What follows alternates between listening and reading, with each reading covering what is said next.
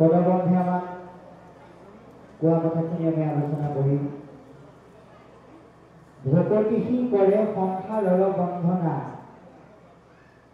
আমি প্ৰত্যেকেই এই সংসাৰৰ মাজত আমি এডাল শিকলিত বান্ধ খাই আছো আৰু এই শিকলিডাল আমাক প্ৰথম চিনাকি কৰাই কিন্তু ভগৱন্ত কৃষ্ণ। ভগৱন্ত কৃষ্ণই জন্ম হৈ আমাক এই শিকলিডাল চিনাকি কৰাই দিলে। কেনেকৈ?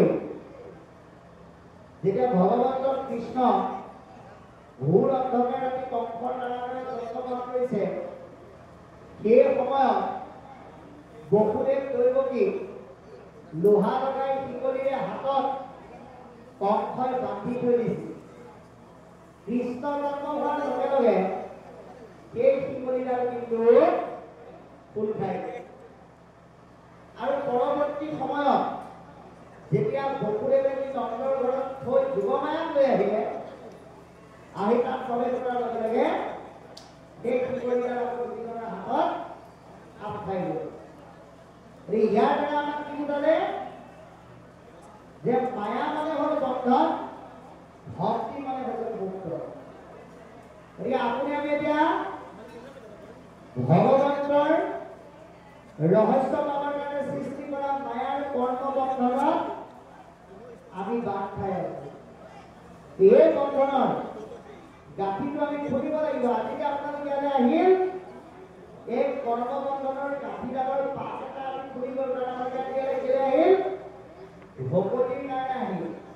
ভকতিয়ে সংসাৰ বন্ধনৰ বাট খুলি দিয়ে। প্ৰমাণ কৰিম। বিপ্ৰ অজামিল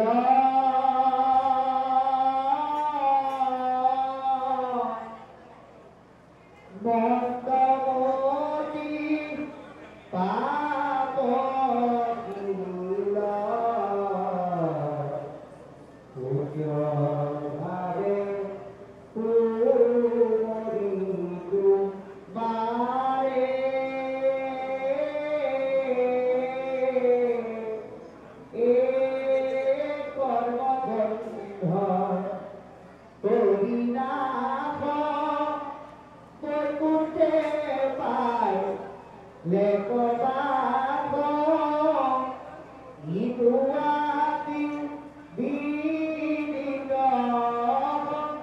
ভাবে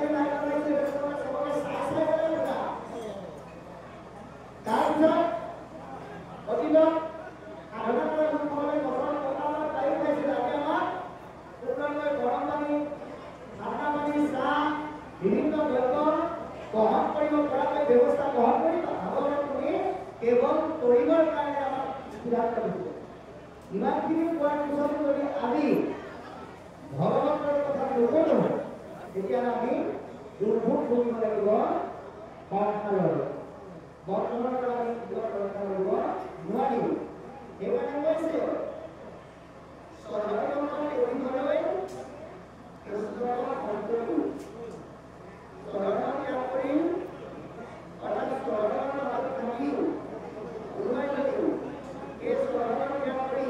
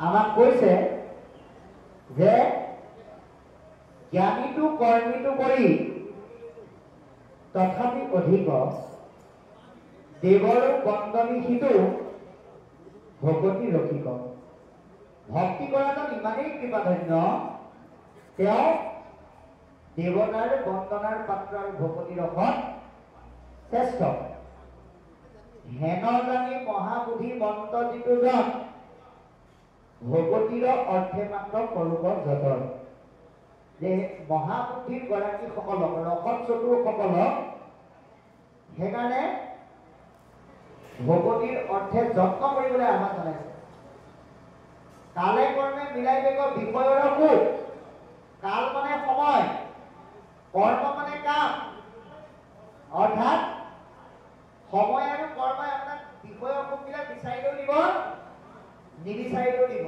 আপুনি ডেকা হৈ যোৱাৰ লগে লগে মাক দেউতাকে আপোনাৰ সংসাৰখন আপুনি ক'লেও পাতি দিব নকলেও পাতি দিব কিন্তু ভকতি বস্তুটো আপুনি কেতিয়াও নিবিচাৰিলে নাপায় বিচাৰিব লাগিব যত্ন সহকাৰে বিচাৰিব লাগিব ক'ত বিচাৰিম এতিয়া ভাগৱতৰ যোগেদি বিচাৰিব লাগিব ক'ত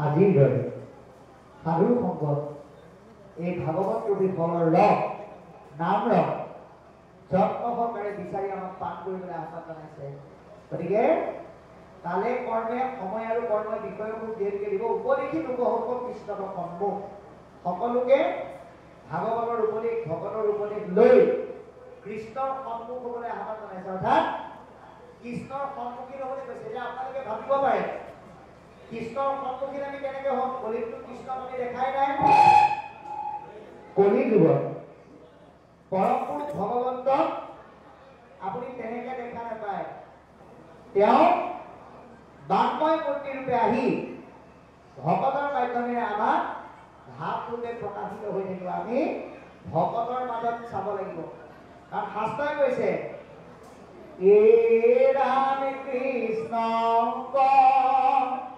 পাইবাৰ জানা ভকতে পথ এহি মানে কহে গীতা ভাগৱত কথা কৃষ্ণক কোৱাৰ একমাত্ৰ উপায় হ'ল ভকতৰ সং আৰু গীতা ভাগৱত সেইকাৰণে কৃষ্ণৰ সন্মুখ গুৰু মানি ভকতসকলক মান্যতা কৰি তাৰ যোগেদি পাবলৈ আহ্বান জনাই এতিয়া পৰৱৰ্তী আছে নাৰদৰ উপৰি জন্ম কথন কৃষ্ণ